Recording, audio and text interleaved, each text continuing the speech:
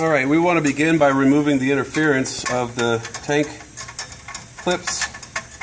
Just pull those guys out, put them aside.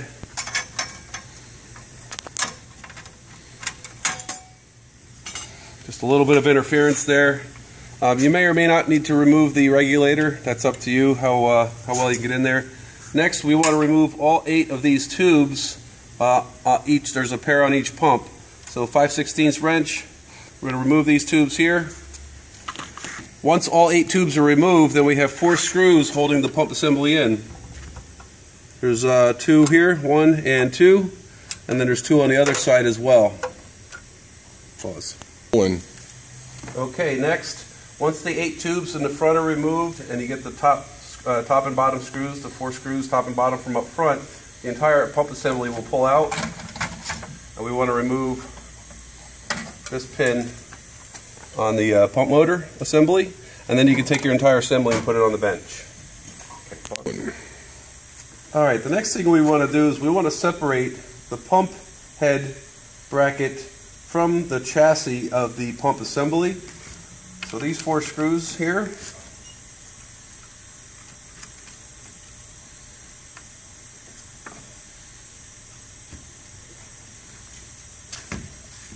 they're spring loaded, so I usually leave a screw or 2 compressed, or a screw or 2 still in place, so it'll compress the springs.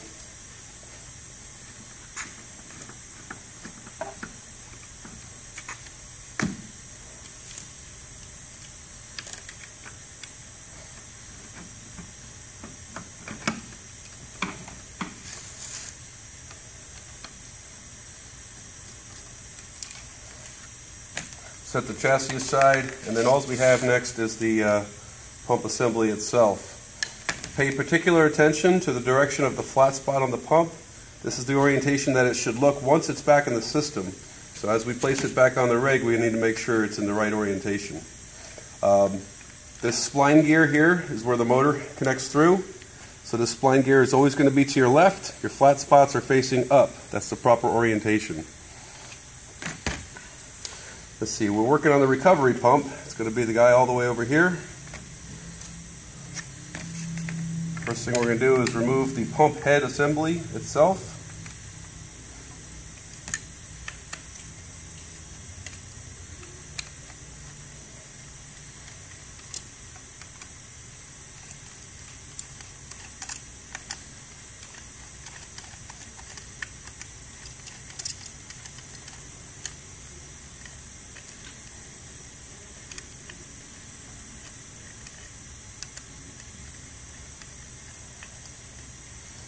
Extra long screws.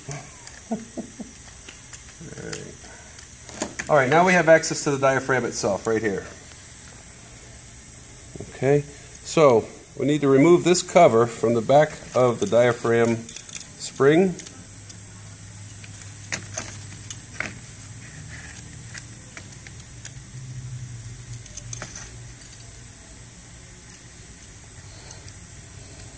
And underneath this cover we have access to the screw for the diaphragm. So we want to keep this from spinning. Usually you don't need to put a tool on the front of this. You can just hold it with your finger, apply pressure on the back screw.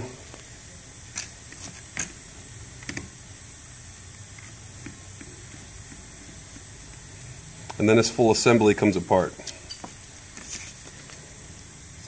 Oops. So here's the diaphragm piece. So reassembly, quite simple. Put the diaphragm in place. You want to get your screwdriver on the screw ahead of time. And then we want to put this all back in place.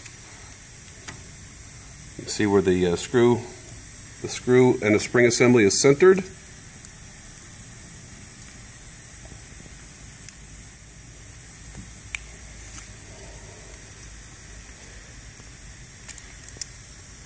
Takes a little bit of pressure to compress that screw as we get the, compress the spring as we get the screw started. It is a plastic part that the screw is screwed into, so we want to be careful not to strip that out. So just nice and snug, not much further. Replace your spring. and then put the cap back on as well.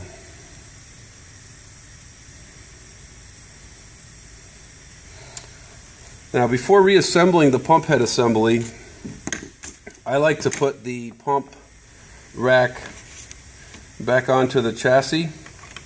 Again, keeping in mind your flat spot's up, your spline for the motor is on the left-hand side. Once we reassemble this, the purpose of it really is so that I can have pressure on this spring relieved. So let's go ahead and put a couple screws in here to get started.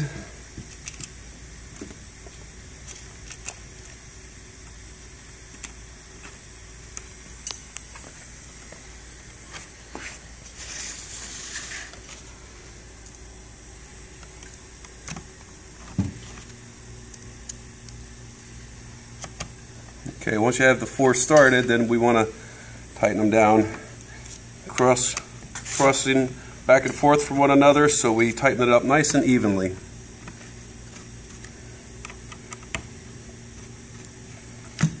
Until we're all the way snugged up.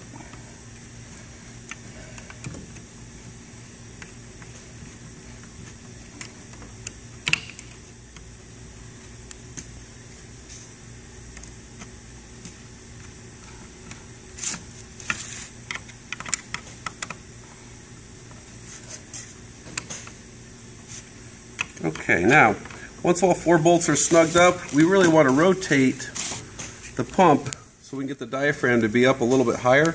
We don't want the diaphragm to be pulled in necessarily. We want it to be nice and flush. They can get it nice seal when we replace the pump head back on top.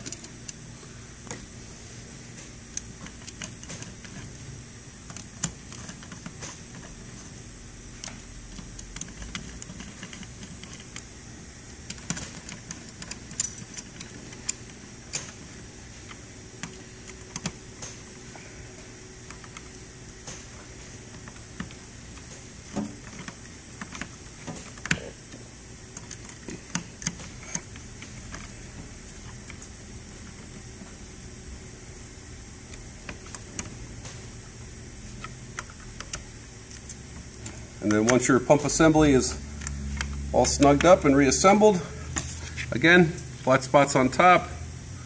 We want the gear motor on the left as we're facing the front of the pump head assembly. This slides right back into the unit, and put your 8 tubes back on. The tubes have markings on them. The larger marking goes to the top fitting. The smaller marking on the tube goes to the bottom fitting. Starting on your left and moving right, you're going to have black tube, yellow tube, red tubing, blue tubing is last, markers on the tubing. And that's it.